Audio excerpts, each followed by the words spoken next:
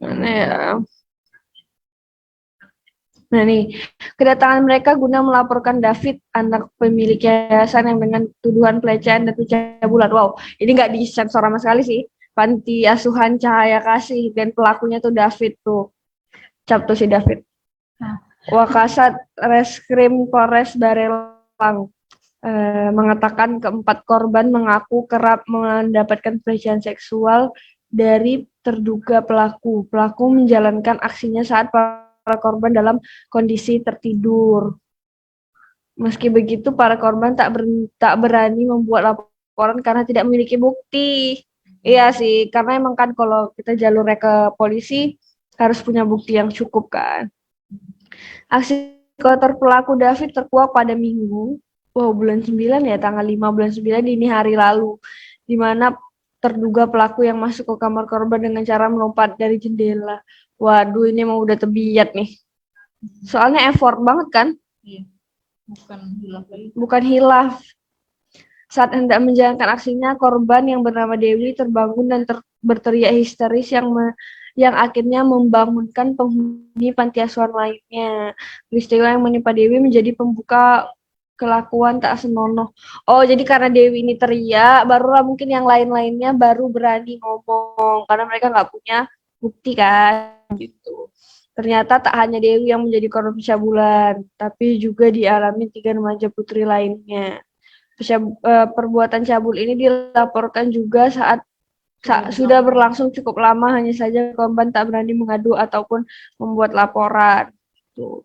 Sementara Romo Pascal, kerabat korban mendampingi pelaporan itu, mengaku kaget dengan peristiwa pencabulan yang terjadi di Panti Asuhan Cahaya Kasih.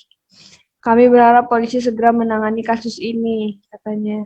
Saat ini keempat korban sudah dibawa ke shelter oleh pengurus perlindungan dan pemberdayaan wanita dan anak Kota Batam. Para korban akan mendapat konseling dan trauma healing oleh psikolog. Sementara polisi masih melakukan pendalaman terkait kasus pelecehan dan pencabulan dialami korban. Benar, karena kan berarti udah berlangsung lama, mereka udah mendam itu secara lama gitu ya. Karena kan mungkin traumanya itu tuh parah sih menurut aku, karena ya kita kan dalam keadaan yang enggak, maksudnya ya nggak siap dong pastinya, terus juga bukan keinginan gitu. Jadi ya pasti trauma sih, takutnya adanya trust issue sama orang-orang di sekitarnya, kayak misalnya bapaknya, kayak gitu kan, takutnya gara-gara si pelaku ini malah takut ke semua cowok atau adiknya atau abangnya, pokoknya kayak gitu. Dan kaget sih karena dia anak yang punya yayasan loh, maksudnya kan kalau mau disambung sama agama emang susah ya. Sebenarnya kan kayak panti asuhan, maksudnya tuh kayak ya Allah kasihan banget, mereka berarti yatim piatu kan, terus di apa namanya, ditindas itu dosanya berlipat ganda sih, dilecehkan ya kan, berarti mereka tertindas. Ya gitu, jadi kayak wow, gimana Tidak selamat hidupnya tuh. ini parah banget. Nah, jadi itu memang terakhir berita yang menurut aku dia punya mati asuhan, tapi dia melakukan pelecehan ke apa namanya anak yang ada di panti asuhan punya orang tua dia gitu. Aku juga sempat search ada data kasus pelecehan seksual Pulau Riau. Jadi Kepala Dinas Perlindungan Perempuan dan Anak Provinsi Kepri itu bilang ada 60% anak-anak Indonesia maupun Kepri pernah menjadi korban kekerasan seksual. Jadi udah lebih dari 50%. Data anak-anak Provinsi Kepri berjumlah 640 atau sekitar 32% dari jumlah total keseluruhan penduduk Kepri sekitar 1,9 juta. Berdasarkan survei, 200.000 anak-anak Provinsi Kepri pernah mendapatkan perlakuan kekerasan seksual. Gitu. Jadi emang banyak banget kasus pelecehan seksual di kalangan remaja ya. Benar, banyak banget. Jadi dari angka 5 tahun terakhir itu meningkat pada tahun 2017 jadi sekitar 249 kasus. 2018 jadi 227 kasus. Di 2019 sekitar 240 kasus. Dan tahun 2020 sekitar 242 kasus.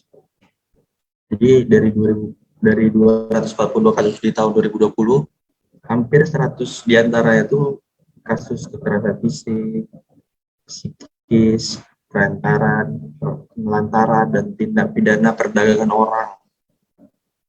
Jadi udah lumayan, apa ya, harusnya lebih aware teman-teman semuanya. Juga dari data tersebut banyak terjadi di Kota Batam, karena memang faktanya berita-berita obser selama pertemuan ini kebanyakan itu di Batam kasus-kasusnya kan.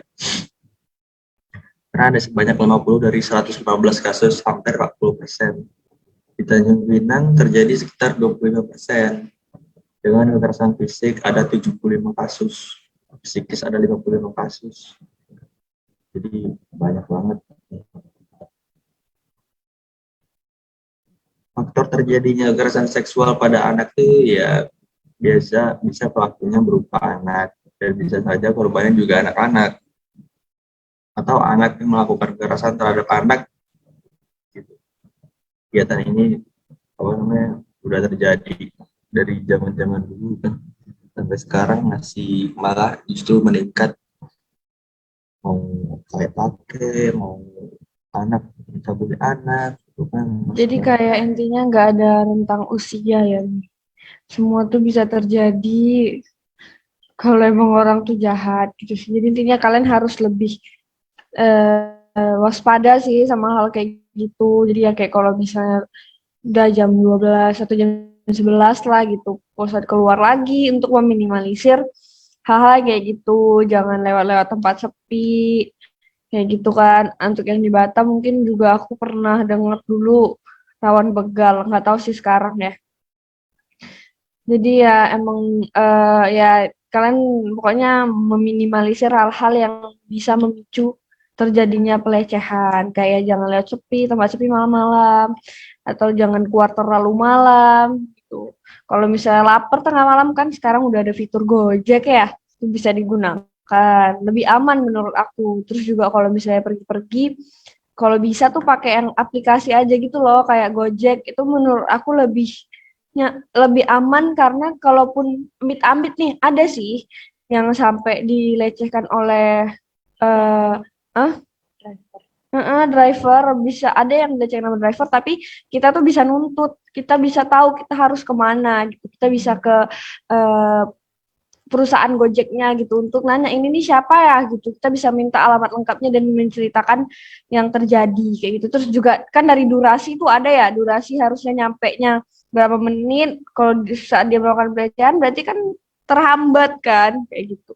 Jadi ya menurut aku cari yang aman aja gitu, karena ya emang sekarang tuh kita nggak bisa mengharap orang lain untuk nggak melakukan itu, tapi diri kita aja yang meminimalisir hal itu menurut aku sih.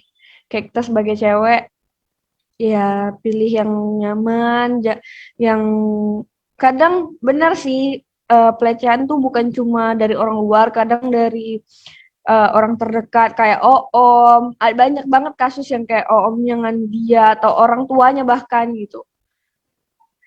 Ya meminimalisirnya berarti dengan cara nggak memakai pakaian terbuka gitu di depan eh, orang-orang gitu kan, nggak memakai pakaian terbuka di depan di rumah gitu pun sekalipun kayak gitu sih menurut aku. Jadi ya tetap eh, stay safe lah gitu. Hmm? Hati-hati. Intinya ya Kak, ya curiga tuh boleh lah menurut aku untuk hal kayak ini, karena itu protect diri kalian sendiri kan. Self defense ya namanya. Beda ya? Beda. Pokoknya protect aja diri kalian sendiri. Aku salah, kan masih belajar. Oke, silakan Hilmi. Baik, bagus banget tadi yang Dewi sampaikan itu, jangan buat teman-teman perempuan yang nonton mungkin yang nanti nggak harus hari ini nonton kalian harus bisa protek diri kalian, karena benar udah ada tadi kasus di mana dia pamit belajar kelompok gitu, ternyata dia ditipu sama teman cowoknya dan disekap sama dia diperkosa gitu kan. Kita nggak tahu orang-orang tuh di dunia banyak, eh, apa namanya, orang bisa ngelakuin apa aja gitu kan ke kalian, bahkan yang menurut kalian percaya sama dia ternyata enggak juga, ataupun pacaran gitu kan. Masa ya harus bawalah dulu ke orang tua gitu ya kan. Jadi kalau misalkan kayak tadi, janganlah bohong-bohong gitu. Kalau misalkan dia bilang gitu kan pacaran, mungkin nggak boleh kali ya di sama orang tuanya pacaran ya, soalnya umur 14 tahun juga gitu. Terus nanti yang datang minta izin bang abang umur 28 tahun gitu. Kan orang tua juga heran gitu kan. Nggak mau ngasih izin, ya emang benar orang tua juga nggak ngasih izin karena emang orang itu juga nggak mungkin nggak baik buat kalian gitu kan. Jadi intinya mau sekeras apapun orang tua protek kalian, keputusannya tetap di kalian. Kayak gitu sih menurut aku. Kadang kalau mau dikekang segimanapun, tapi kalau emang kitanya mau sebebas-bebas apapun, bisa aja. Gimana pun caranya tuh bisa, aku yakin. Jadi intinya janganlah melakukan hal-hal yang merugikan diri sendiri. Itu sih intinya. Benar-benar jangan sampai ngerugiin diri kalian, bahkan orang tua juga kalian. Jadinya ya apa namanya, sedih lah. Siapa yang nggak sedih anak perempuannya disekap, diperkosa, dari sama orang yang untungnya ketangkep, dan di luar sana juga mungkin pasti ada aja yang sampai sekarang nggak ketangkep pelaku-pelaku dari pelecehan seksual ini kan gitu. Karena sudah lagi marak-maraknya, apalagi di kondisi pandemi ini, banyak orang yang apa namanya, ngelakuin tindakan yang lebih gila kali ya, atau gimana gitu. Karena orang-orang pas lagi pandemi ini jadi rasa apa namanya, bebas gitu, gabut gitu, jadi Terus juga ngelakuin. mungkin lebih liar gitu ya Mi, mau baik fantasinya, baik apapun, kayak hal-hal yang biasa aja menurut kita aja tuh bisa jadi hal yang sangat gimana untuk orang-orang yang mungkin stres kali ya, agak ya stres karena di rumah aja. Jadi bisa melakukan hal-hal yang mungkin di otak kita tuh kayak nggak masuk akal gitu. Di luar nalar gitu. Jadi ya intinya dengan adanya corona ini sangat sangat memperburuk suasana sih menurut aku, kayak ya kita yang biasanya bisa hangout, keluar, bisa bertukar pikiran sama temen, jadi nggak bisa, meningkatkan stres juga sih menurut aku. Jadi ya intinya terus tetap tetap inilah, tetap jaga diri, cari kegiatan yang positif kalau kalian overthinking gitu kan, atau ngerasa butuh teman, ya pokoknya lakukan hal-hal yang positif. Kalau butuh teman, kita ada forum remaja, kalian bisa banget gitu udah join sini gitu. Kami sangat welcome, udah kayak dianggap keluarga lah ya Kak. Ini kami semua keluarga nih sama Kak Wici, Hilmi, Kalida yang satu lagi, banyak lah pokoknya. Jadi intinya tetap lakuin hal-hal positif. Udah. Tetap lakuin, kenapa sih suka buat orang ke distract gitu. Tetap lakuin hal positif, jangan merugikan diri sendiri.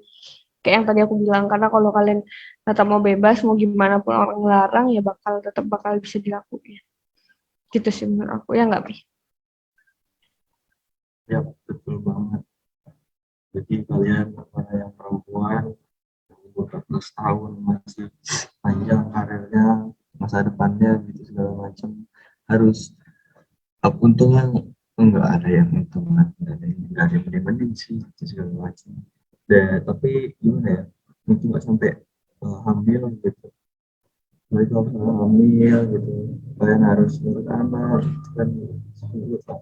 Jadi ya, Nah, karena aku coba, dikit bentar, Mi. Sorry. Karena Aku inget nih sama yang streaming aku terakhir di hari Rabu ya. Rabu apa Kamis lupa. Di Instagram kalian boleh cek lagi ada di Instagramnya Sembangin. Itu aku sama Kak Fani ngebahas tentang pernikahan dini. Nah, mungkin pelecehan seksual ini yang mengakibatkan sampai hamil mungkin menjadi salah satu faktor pernikahan dini itu. Karena juga ternyata di Pinang sendiri pernikahan dini itu masih banyak banget nih. Kayak gitu di Bintan apalagi aku juga ada beberapa baca faktanya lah gitu tentang pernikahan dini itu. Ini mumpung kita ada di Obser kan membicarakan fakta, aku kasih tahu jadinya pernikahan dini tuh banyak banget terjadi. Ya sebenarnya banyak hal-hal yang merugikan dari pernikahan dini dan juga pelecehan. Kalau pelecehan udah pasti lah ya karena kita dilecehkan dengan keadaan kita nggak mau, kita nggak ingin, kita nggak suka gitu kan. Jadi ya intinya terus berpikir positif biar hidup kalian juga positif dan dipenuhi orang-orang positif juga tentunya. Ya dikelilingi, dipenuhi. Stay positif guys. Iya, ini kan kita lagi live. Ada nggak nih komen-komen dari teman-teman semuanya yang ada di live ini mungkin mau bercerita tentang teman-teman Nggak ada nih. Arab? Mungkin lagi Nggak ada. masih persiapan Imlek kali. Besok kan Imlek. Ya kan? Jadi ini ceritanya hard fitness gitu ya. Minggu, Senin masuk, besok udah tanggal merah gitu. Hari kejutan nasional gitu buat teman-teman. Semoga ini apa namanya obser ini buat makin apa ya, aku pengennya kasus yang tadi kita bacain itu ya berkurang lah setidaknya, soalnya makin banyak makin nambah gitu. Setidaknya kalau misalkan memang kalau pelaku itu kita nggak bisa kontrol, tapi teman-teman yang di luar sana yang masih berkeliaran di malam hari gitu yang mungkin menganggap remeh nah, adalah aku berani lawan. Tapi kan kalian setidaknya kalian harus menghindar orang-orang seperti itu ya kan. Mereka nggak cuma sendiri, mereka bisa saja berkelompok. Kita nggak ada yang tahu hari apa namanya hari burung ada di kalender gitu katanya. Mungkin dari aku itu aja, dari Baby ada yang bisa ditambahin. Kayaknya aku udah terlalu banyak nambahin ya, Mi. Jadi nggak apa. Udah cukup. Udah cukup, baiklah ya. Cukup sekian obser kita hari ini tanggal 31 Januari. Terima kasih semuanya yang udah tetap mantengin obser. Apa namanya, selamat tahun baru Imlek ya bagi Chinese New Year bagi yang merayakan. Terima kasih semuanya. Sampai jumpa di Obser di Februari nanti. See you di Observe selanjutnya. Jangan lupa nonton Bitalk dan Slam di Instagram, YouTube, dan fanpage. Bye. Annyeonghaseyo. Annyeong apa? Opa.